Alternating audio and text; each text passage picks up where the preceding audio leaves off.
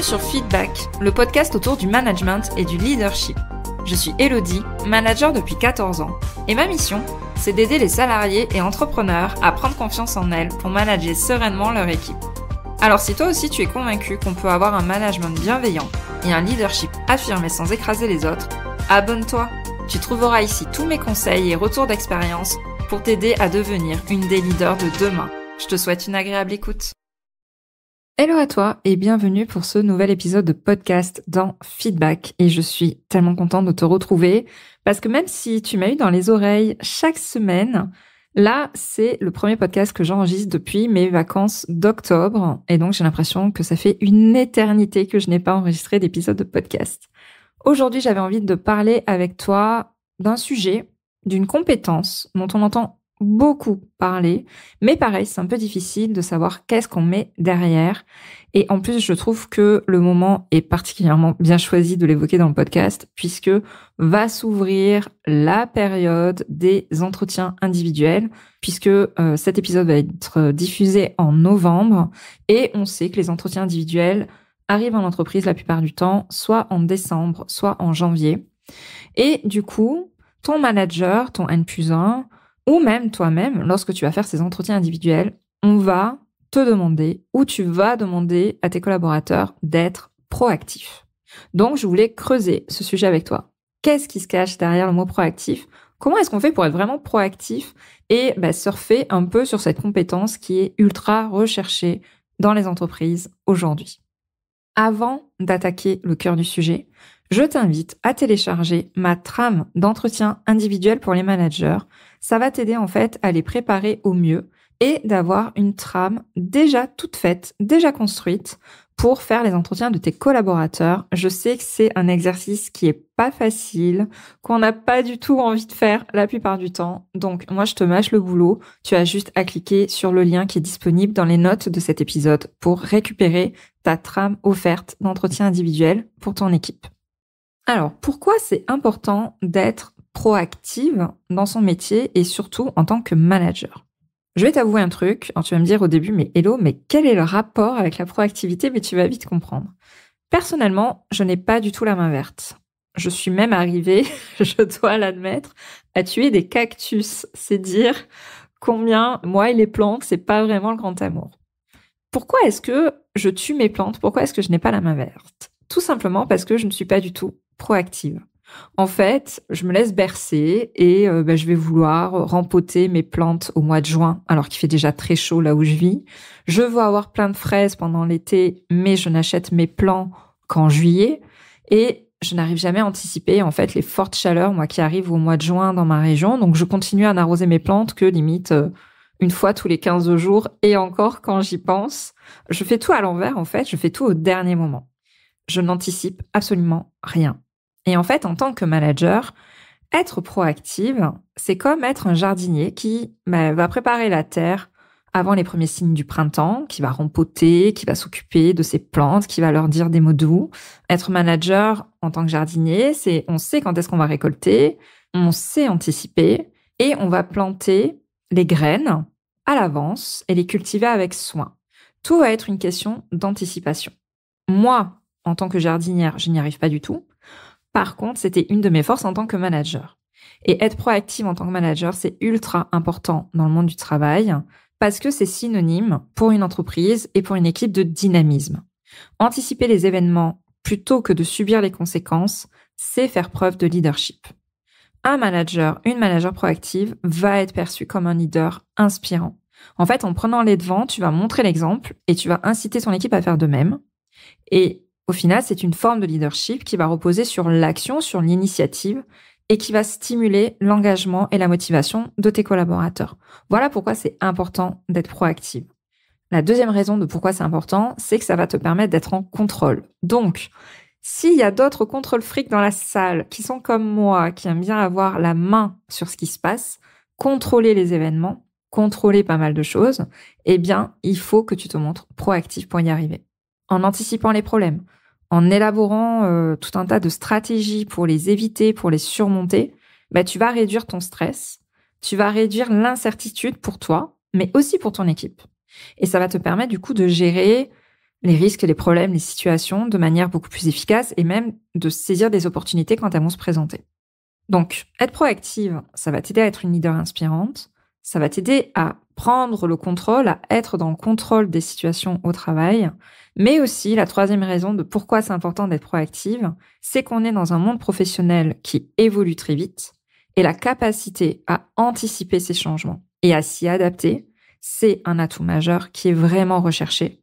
Et une manager proactive ne va pas se contenter de répondre aux changements. Elle va les devancer et du coup, elle va aider son équipe et elle va aider son entreprise à rester compétitive et innovante. Voilà pourquoi c'est important. Et pour imager ça, le meilleur exemple que je pourrais te donner, c'est celui de mon boss, de mon patron, que j'ai eu pendant 14 ans et qui a toujours été quelqu'un de visionnaire, qui a toujours été quelqu'un de proactif. Et je pense que c'est un peu grâce à lui aussi que j'ai ce côté-là aujourd'hui. Il a été très fort quand le Covid est arrivé parce que dès décembre, quand il a vu qu'il y avait les premiers signes en Chine, donc en décembre 2019, il nous a proposé une réunion pour parler du Covid. Je te cache pas que tout le monde a rigolé. Tout le monde s'est limite foutu de sa gueule. Moi, un petit peu aussi, parce qu'on était là, mais c'est loin, mais qu'est-ce que tu veux que ça arrive chez nous? La grippe aviaire, ça avait fait la même chose il y a des années. On s'était préparés comme des malades, et au final, rien n'est arrivé. Franchement, ça sert à rien. Il nous a pas écoutés. Et en fait, il nous a fait travailler sur un plan d'urgence au cas où la Covid arrivait chez nous. Au final, tu sais très bien ce qui s'est passé avec les confinements et tout ce qu'on a connu en 2020 et 2021. Et au final, cette réunion qui nous a forcés à faire, c'est cette réunion qui nous a permis de nous en sortir, d'être agile face à la situation, de s'adapter rapidement, car on avait les ressources, on avait les stratégies, on avait les plans pour affronter cet événement exceptionnel. Parce que il avait anticipé la situation. Donc, on avait des masques à disposition, du gel, les services, on savait exactement comment les organiser. Et au lieu de mettre une semaine, 2 semaines à réfléchir à une organisation, comment on allait faire, en 2 jours, on avait un plan d'action qui était décidé. Parce que oui, nous, on a dû continuer notre activité pendant les confinements. On savait exactement ce qu'on allait faire et on était prêt à affronter la situation. Donc, je crois que je pouvais pas trouver meilleur exemple pour te prouver combien c'était important d'être proactive en tant que manager et du coup en tant que leader. Maintenant qu'on a vu combien c'était important d'y arriver, maintenant je voulais voir avec toi comment est-ce qu'on fait pour développer cette compétence, comment est-ce qu'on fait pour muscler sa proactivité. Moi, je suis pas là pour te dire des trucs bateaux. Je suis pas là pour te dire tout ce que tu vas lire dans des articles de blog ou sur LinkedIn par rapport à ça. J'ai envie de te proposer 3 exercices, 3 éléments à prendre en compte qui, vraiment, si tu fais ces exercices-là, si tu tentes ces défis-là, tu vas voir que tu vas muscler et développer ta proactivité. La première chose que j'ai envie de te proposer, c'est de te caler un moment, 1 fois par mois, pour bosser ta stratégie de manager. C'est-à-dire que tu vas prendre une feuille de papier, tu vas la diviser en 3 colonnes et tu vas noter tes succès du mois, tes opportunités à venir et les défis à anticiper ou que tu as réussi à anticiper. Et en fait, je t'invite à remplir chaque colonne et à décider d'une action concrète pour chaque opportunité ou chaque défi qui va se présenter. Et là, ça va t'aider à anticiper, à élaborer des stratégies, à te poser surtout sur ce rôle stratégique que tu prends jamais le temps. Parce que je te connais, je sais que tu es débordé par l'opérationnel et que tu prends rarement le temps de te pencher sur ce genre de réflexion. Mets-toi un moment dans ton agenda pour réfléchir d'un point de vue stratégique à ton rôle de manager, à l'avenir de ton service, à l'avenir de ton entreprise, aux problématiques qui se posent, aux défis qu'elle rencontre. Et ça va t'aider à être proactive en tant que manager. Le deuxième exercice que tu peux t'habituer à faire, c'est de prévoir plusieurs scénarios possibles pour chaque projet que tu mènes. Même le pire des cas, même le truc qui va jamais se passer. Je te remémore du coup l'exemple que je citais avant. Même le Covid, le truc que personne n'a vu arriver, au final, on a réussi à l'anticiper, on a réussi à prévoir le pire des cas. On n'avait peut-être pas prévu tout le confinement, mais on avait quand même pas mal de scénarios catastrophes qui arrivaient. Et du coup, une fois que tu listes tous ces scénarios possibles, pour chaque projet, pour chaque décision, il faut que tu arrives à poser une action en face des difficultés pour les contourner, les surmonter. Je vais te citer un exemple pour que ça soit plus clair pour toi. Avec une de mes collaboratrices à l'époque, on avait fait un recrutement en interne, on voulait promouvoir quelqu'un en interne. Du coup, il y avait 2 candidats qui se distinguaient. Et plutôt que de se baser sur des éléments peu palpables, non factuels, on s'est posé 2 questions. Enfin, une question pour les 2 candidats, la même question. Qu'est-ce qui ferait échouer cette personne-là à ce poste-là? Et du coup, on a listé tous les éléments, mais on ne s'est pas contenté de ça. On a mis en face des actions qu'on pouvait faire pour éviter que ça arrive.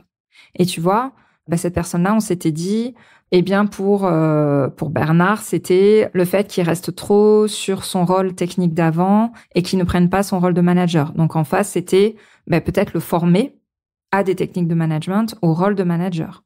Pour une autre personne, c'était donc là c'était pour Thomas, c'était qu'il n'était pas de la zone géographique où il allait intervenir et que du coup il pouvait être un peu rejeté par les autres.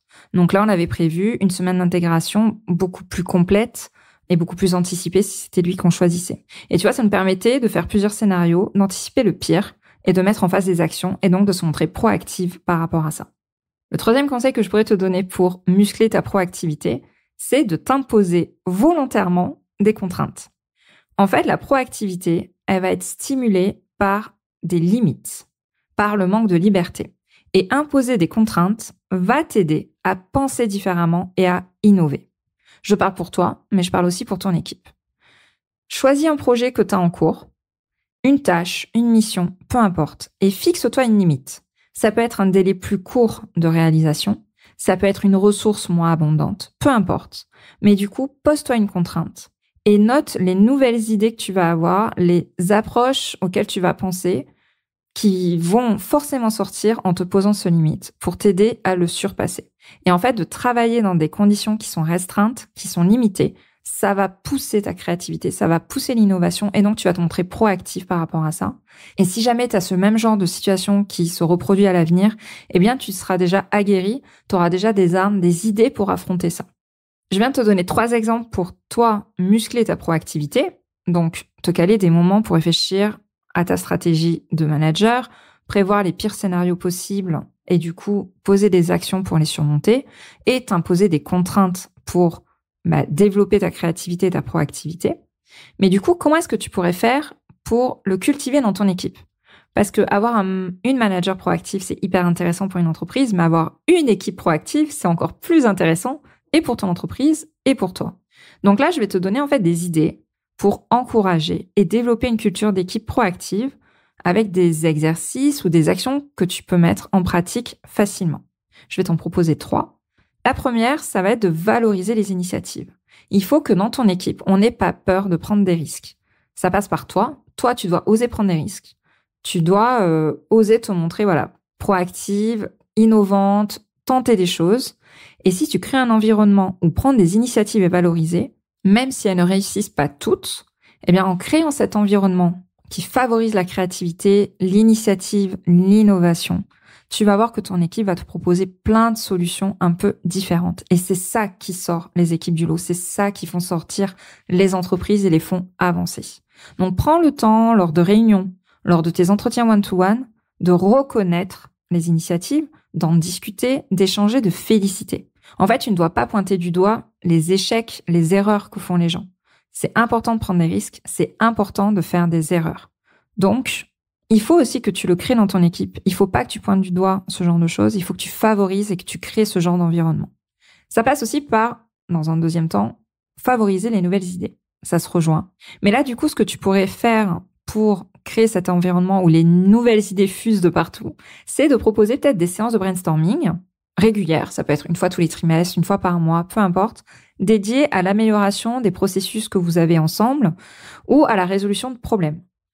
Et là, ton rôle, ça va être pareil de ne rejeter aucune proposition. Même les plus loufoques, même celles qui te paraissent complètement à côté de la plaque.